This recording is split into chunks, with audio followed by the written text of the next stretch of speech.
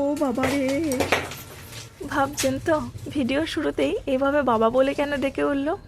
আসলে মানুষ যখন প্রচুর পরিমাণে ভয় পায় তখন কিন্তু আর মা গো বলে না, তখন এই বাবা গো বলেই ডাকে।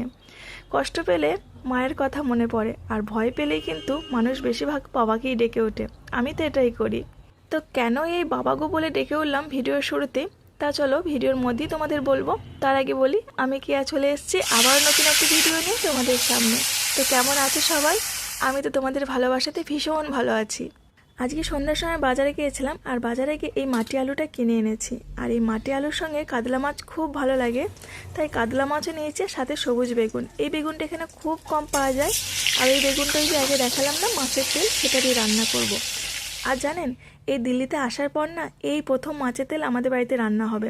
আসলে এখানে মাছের তেল যখন ওই দোকানিরা কাটে তখন ফেলে দেয় না। তো আজকে যখন গোটা মাছটা কাটছিল, দেখলাম মাছটা বেশ ভালো ছিল। আর তার আগেতেই আমি বলে দিয়েছিলাম যে দাদা আমি কিন্তু এই মাছের তেলটা নেব।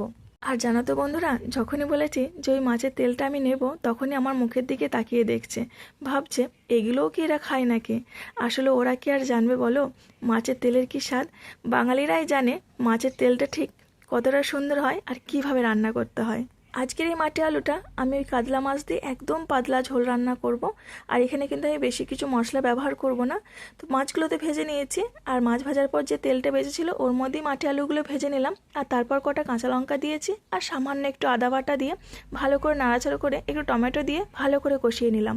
এরপর গরম জল দিয়ে আলুটাকে সেদ্ধ হতে দেবো। জলটা একটু বেশি পরিমাণেই দেবো, কারণ এর পাতলা ঝোলটা খেতে কিন্তু ভীষণ ভালো লাগে। আর এরপর এর মধ্যে দিয়ে দেবো একটু সামান্য চিনি আর একটু সামান্য হিং। জানো তো বন্ধুরা, আমার মেয়ে না এরকম পাতলা ঝোল খেতে মাছের ভীষণ পছন্দ করে। ওকে যদি পেঁয়াজ রসুন দিয়ে ভালো করে রান্না করে দিই, তাহলে কিন্তু সেরকম অতটা খায় না। ও বলে যে মাছের মধ্যে পেঁয়াজ রসুন দেবে না, একদম পাতলাভাবে রান্না করবে। আর এখানে 1 চামচ গোটা জিরেকে শুকনো খোলায় ভেজে শিলের মধ্যে নিয়ে নিয়েছি, এটা একটু বেটে নেব। আর মাছের আরও একটা পদ রান্না হবে, তাই সেখানে আরও কিছু পেঁয়াজ টিয়াজ কেটে রেডি করে রাখলাম।